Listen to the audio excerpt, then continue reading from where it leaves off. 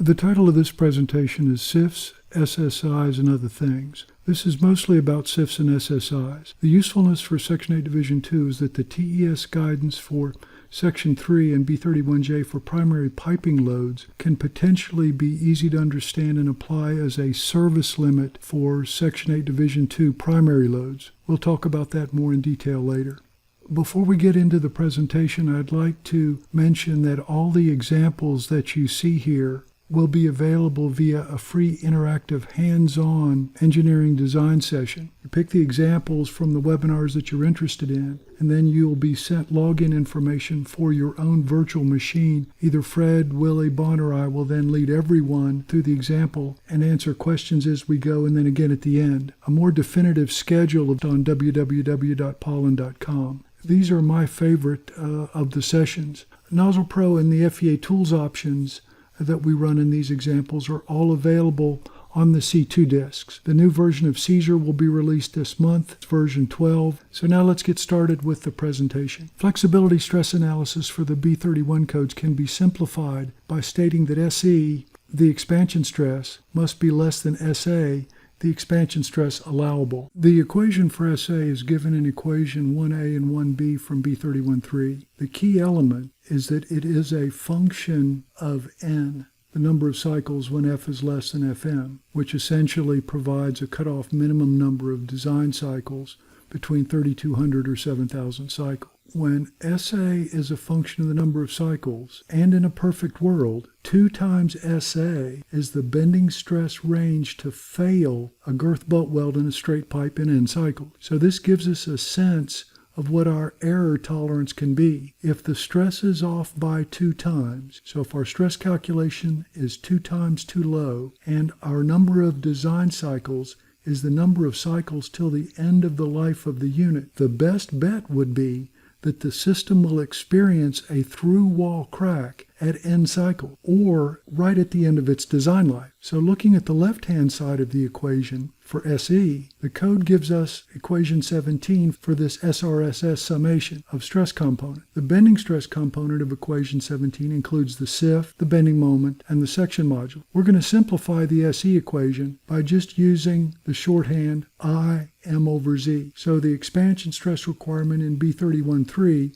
can be expressed as shown on the bottom of this slide. I M over Z is going to be less than F, which is a function of the number of cycles, times 1.25 times the sum of the SC and SH allowable. Going back to the requirement for flexibility analysis, the right-hand side, SA, is 1/2 the failure stress range for a girth butt weld in a straight pipe. So the value on the left side for bends, T's, and straight pipe must produce a stress that's equivalent to the stress in the straight pipe with a girth butt weld. So it's this requirement that creates the SIF relationship. So the requirement to relate everything on the left in the code equation to the allowable for a girth butt weld in a straight pipe leaves us with this simplified definition for the SIF. It's the ratio of the stress amplitude to failure of a girth butt weld in a straight pipe in N cycles over the stress amplitude to cause failure in the component in N cycles. Because we know the stress amplitude to cause failure in a girth butt weld in N cycles, we can replace it with the expression so that the SIF becomes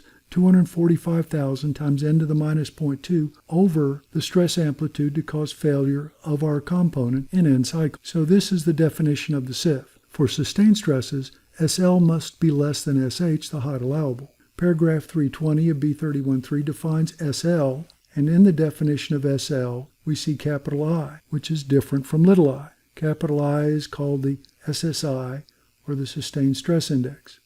Little I is called the SIF, or the stress intensification factor. So the SIF is used with an allowable that's based on the number of cycles, i.e. fatigue or range. And the SSI is not related to an allowable that's based on the number of cycles. The SSI will be related to a primary load failure or collapse, and so will be a more direct function of the component yield stress. This is all discussed in these 2 papers. We'll go through quick summaries of these in a minute, but for the time being, I'd like to just give the simple relationship for the SSI that more or less jives with the simple relationship for the SIF. The SIF is the stress amplitude to failure of a girth butt weld in N cycles over the stress amplitude to fail component in N cycles. where the SSI is the stress to the twice elastic slope failure of straight pipe divided by the stress to the twice elastic slope failure of the component. And for the twice elastic slope failure of straight pipe, we have this expression, d squared t sy over the section module. So the expression for the SSI will be d squared t sy over z divided by the stress to the twice elastic slope failure of the component. So why is the twice elastic slope failure used? Section 3 uses the twice elastic slope as the criteria for the collapse load. Here's one of Greenstreet's SSI, or twice elastic slope configurations. Here's a typical twice elastic slope result for branch connection. Rodabaugh, in his background document for the 1981 changes to the nuclear code, ever prescient, wrote that the effects of finite deformation are ignored. When writing about their manual estimates of buckling load, wrote that might be conservative when axial loads can stabilize a structure, and non-conservative if buckling can occur. As it turns out, this was written prior to 1981, and now PRG is looking at D over T ranges for piping and load conditions where this same instability may be a concern, and stiffening rings should be considered so that plane sections remain plane. The definitions of SIFs and SSIs both give relationships to straight pipe, where the straight pipe attribute is in the numerator and the component attribute, which is weaker, is in the denominator, creating SIF and SSI factors that are always greater than or equal to 1. So in practice, to get SIFs or SSIs, we use these equations. So to go full circle, for small d over t say less than about 50, a reasonable approximation to the SSI has always been a value of about 0.75i. So now we have new definitions for SIFs and SSI. These relationships all came together in B31J 2017. There's an Appendix D, which really hasn't changed much since before 1980. And there's a B31J. The code permits both to be used. The good news is shown in this chart. Even though the equations are different, there's still quite a bit of overlap in the result. Even though there is overlap as we would expect, there are some areas of Appendix D which are overly conservative, and there are some areas of Appendix D which are not conservative enough. The areas where corrections occur are in particular parameter ranges. Generally, the over-conservatism is when D over D is less than 1 for run SIFs. The non-conservatism is for T over T less than 1 and for D over D between 0.5 and 0.9. The errors tend to get larger as the D over T ratio gets larger. Here's another representation of the difference between B31J and Appendix D. Non-conservative errors tend to be on the order of 2 to 3 times. Overly conservative errors tend to be on the order of 4 to 6. Most of our results agree.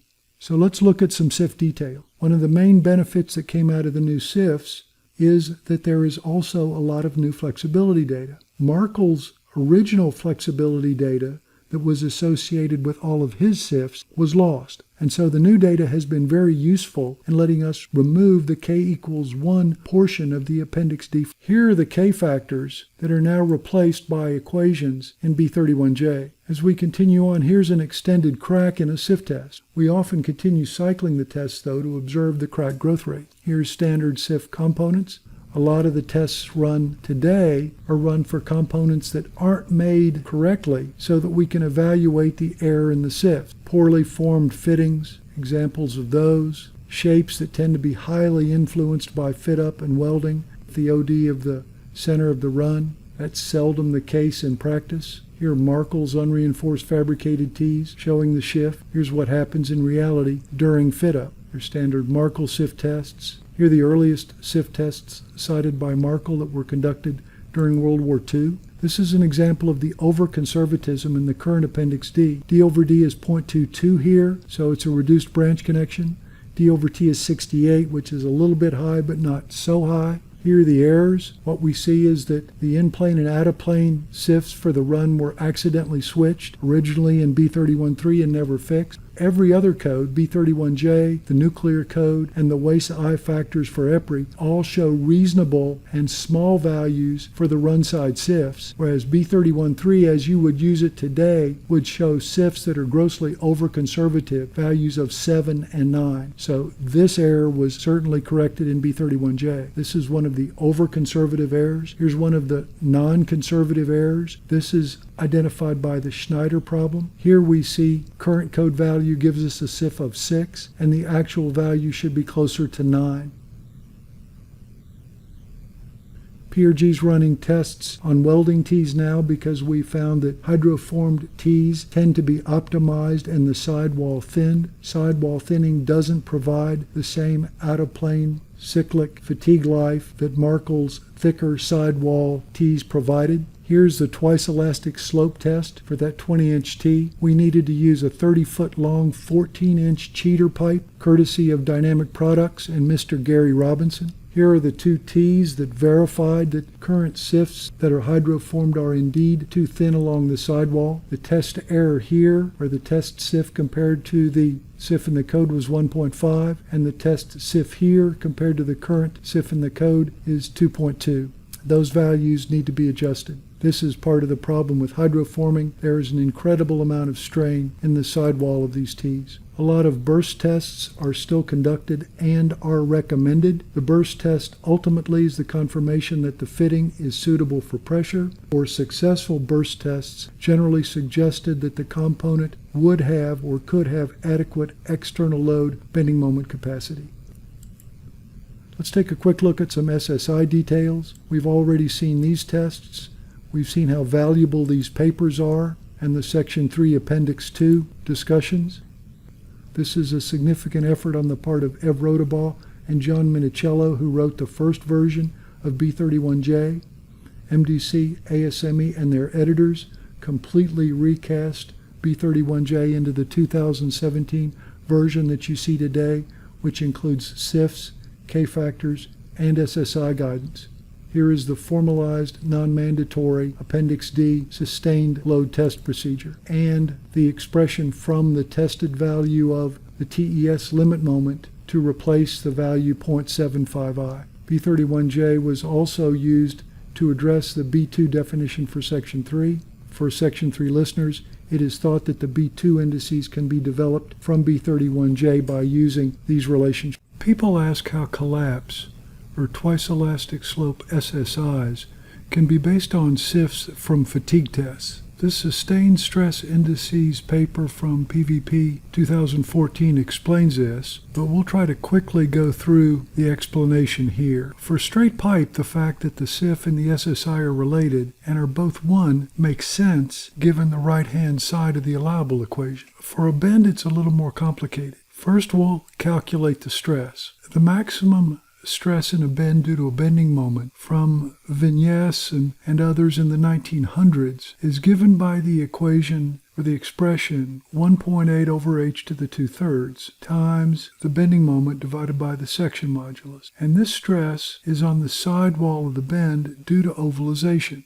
This is the bending stress, for example, that an FEA program would find if an in-plane bending moment was applied to the model as shown in this figure. The bending stress we just calculated, 1.8 over h to the 2/3 times m over z, is again the bending stress in the sidewall due to ovalization. If the m is due to thermal expansion and is the range of the bending moment due to thermal expansion, the allowable will be F times 1.25 times the sum of SC plus SH, which is the allowable for a girth butt weld. The factor multiplying m over z, which is 1.8 over h to the 2/3, is actually twice the B31.3 Appendix D SIF for a bend, which is 0.9 over h to the 2/3. So we can express the stress at the sidewall of the bend that an FEA program would find as 2 times the typical B31 SIF times m over z,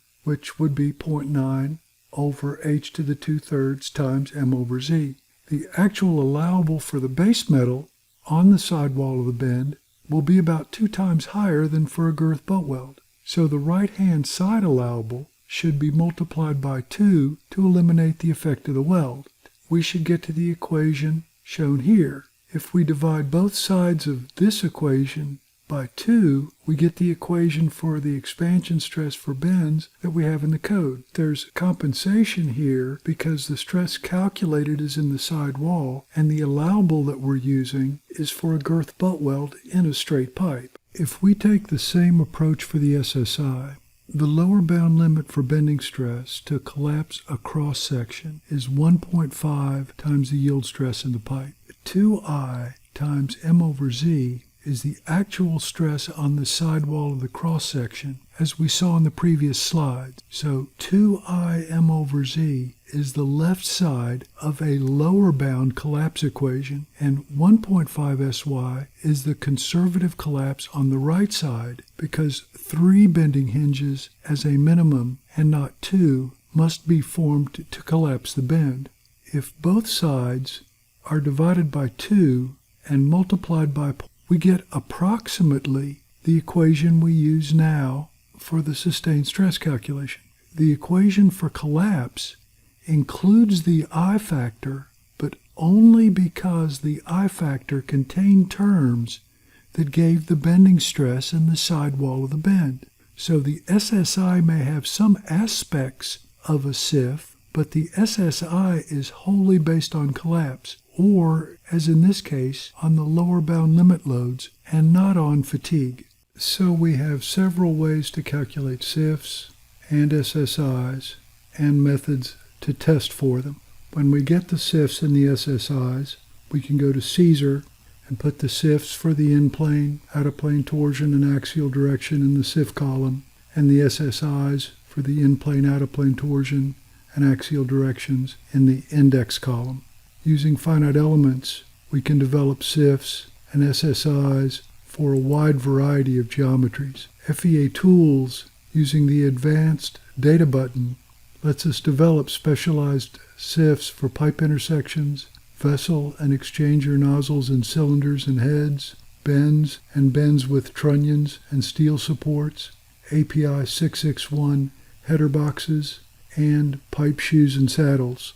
FEA Tools lets us prescribe specific inputs, and for each unique intersection in the model, develops FEA, B31J, and default B31.3 Appendix D SIFs for the branch and the run, and SSIs, K-factors, and stiffnesses to be inserted into the model. For bends with trunnions, we can also specify specific inputs, and the output gives stress intensification factors for trunnions and for the bends. It tells us if the attached straight lengths of pipe for each bend are long enough to remove the boundary condition, and it tells us when the flexibility factors in reality are equal to the flexibility factors defaulted by the code. For nozzles, it automatically calculates the hillside angle and develops finite element models, SIFs, and K-factors for hillside nozzle connections. Pipe shoes have individual libraries for piping technology and product. SIFs, flexibility factors, are developed for the pipe shoes. Pipe shoe SIFs can be very high because the SIFs give the relationship between the strength of the attached pipe section and the shoe section. For figure 98 shoes, we basically have the cross section and the section modulus of a flat plate compared to the section modulus of a large round pipe. And now I would like to invite Willie Locke, who is a senior design engineer at PRG, to show how these different SIFs and K-factors interact in a small Caesar model.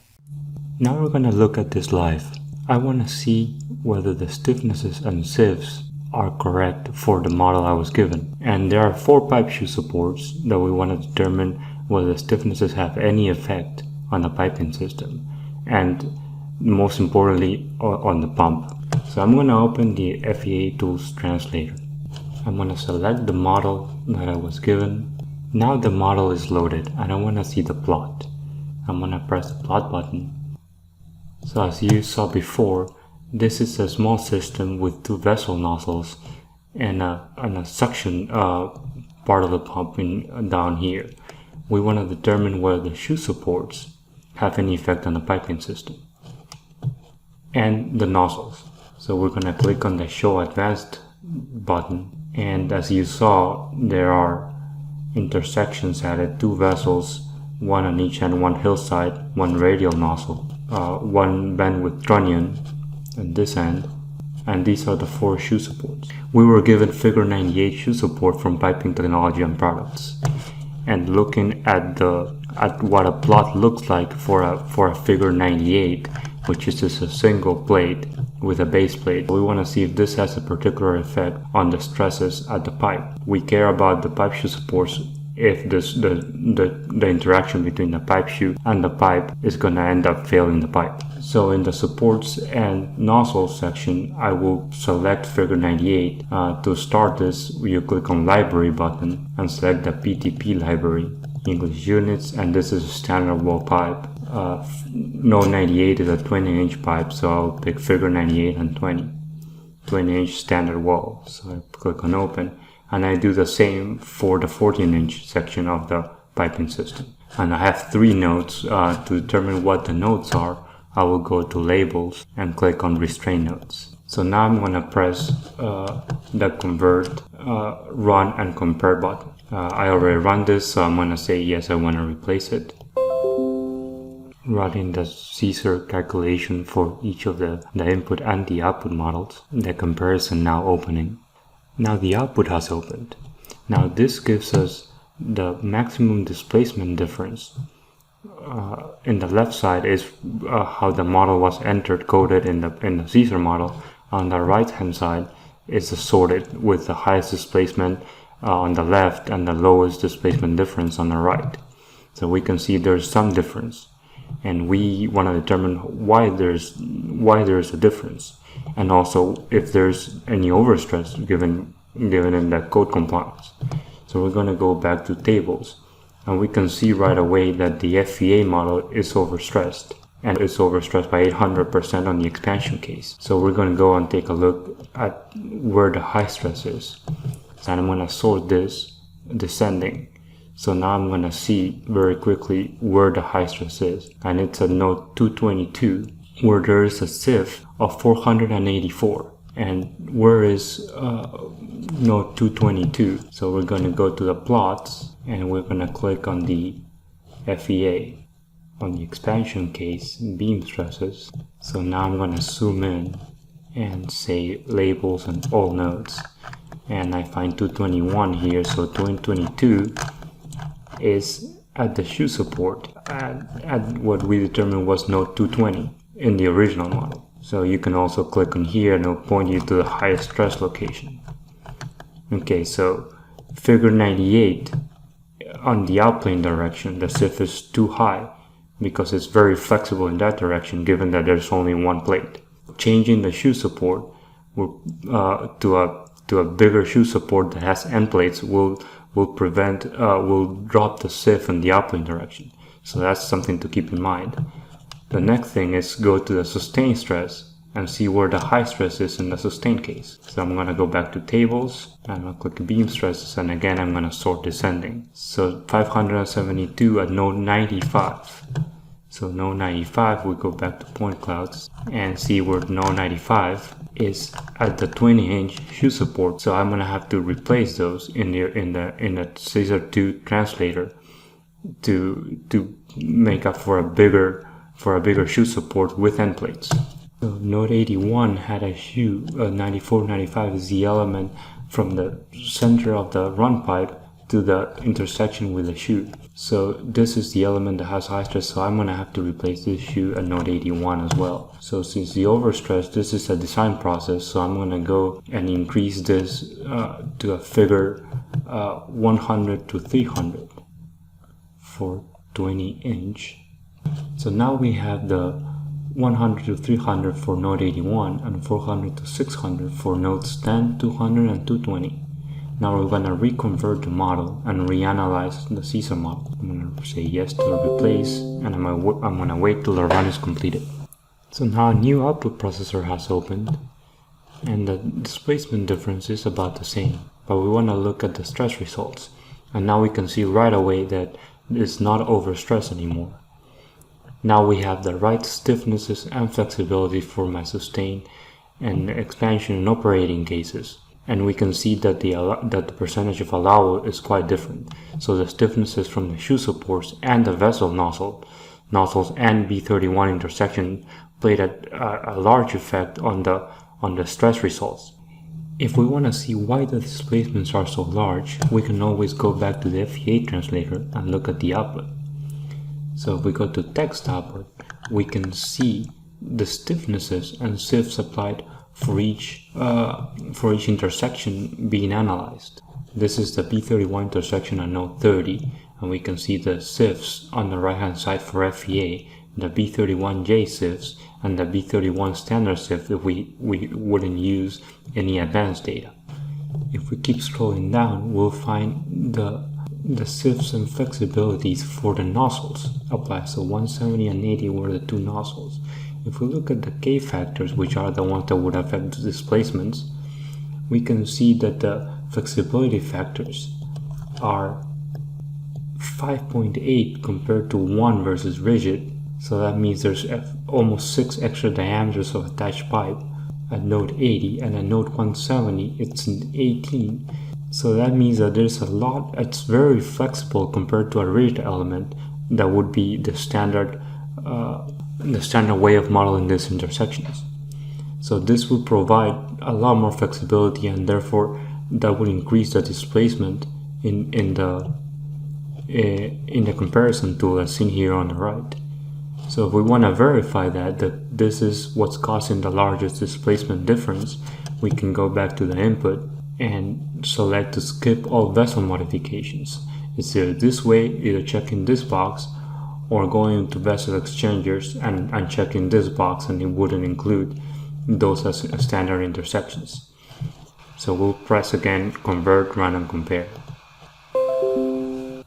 Now once the output opens, we can see that the displacement has cut in half compared to the previous case. So this is the previous case and this is the new case. So we can see that the displacement has cut by more than half. So this explains that the vessel stiffnesses, the vessel nozzle stiffnesses are causing the largest displacement in the system. And VIII tools is a way to get the right stiffnesses into the piping systems. Thank you, Willie. This model also will be available for review in one of the PRG training sessions in the virtual computer lab. Please check www.pollen.com for details. Thank you very much for your time.